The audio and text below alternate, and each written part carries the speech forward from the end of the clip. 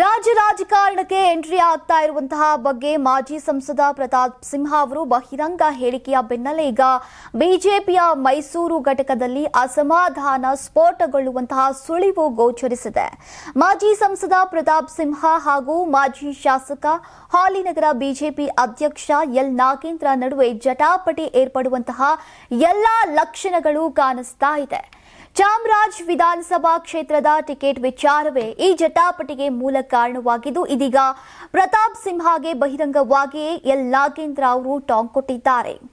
ಜನವರಿ 5ರಂದು ಮೈಸೂರಿನ ಚಾಮರಾಜ ಕ್ಷೇತ್ರದಲ್ಲಿ ಆಯೋಜಿಸಿದ್ದಂತಹ ಸ್ನೇಹ ಬಳಗದ ಕಾರ್ಯಕ್ರಮದಲ್ಲಿ ಮಾತನಾಡಿದಂತಹ ಮಾಜಿ ಸಂಸದ ಪ್ರತಾಪ್ ಸಿಂಹ ರಾಜಕಾರಣಕ್ಕೆ ಪ್ರವೇಶಿಸುವ ಸುಳಿವನ್ನ ನೀಡಿದ್ರು.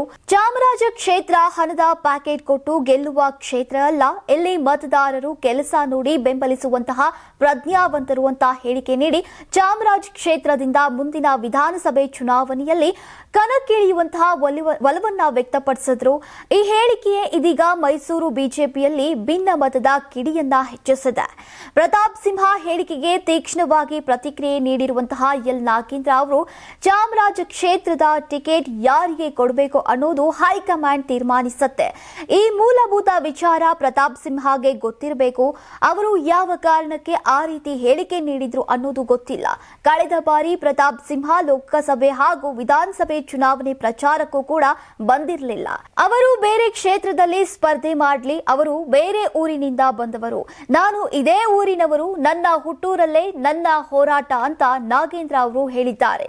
ಅಲ್ಲದೆ 2028ರಲ್ಲೂ ಕೂಡ ಟಿಕೆಟ್ ಸಿಗುವಂತಹ ವಿಶ್ವಾಸವನ್ನ ವ್ಯಕ್ತಪಡಿಸಿದ್ದಾರೆ. ನೀವು ಸಣ್ಣ ಆಗ್ಬೇಕಲ್ವಾ, ಅದು ಒಂದು ಉತ್ತಮ ಆಹಾರದಿಂದ ಸಣ್ಣ ಆಗ್ಬೇಕಲ್ವಾ. ಪ್ರತಿದಿನ ನಮ್ಮ ಜೀನಿ ಸ್ಲಿಮ್ ನ ಯೂಸ್ ಮಾಡಿ ಯಾವುದೇ ಸೈಡ್ ಎಫೆಕ್ಟ್ ಇಲ್ದಂಗೆ ನೀವು ಸಣ್ಣ ಆಗ್ತೀರಾ.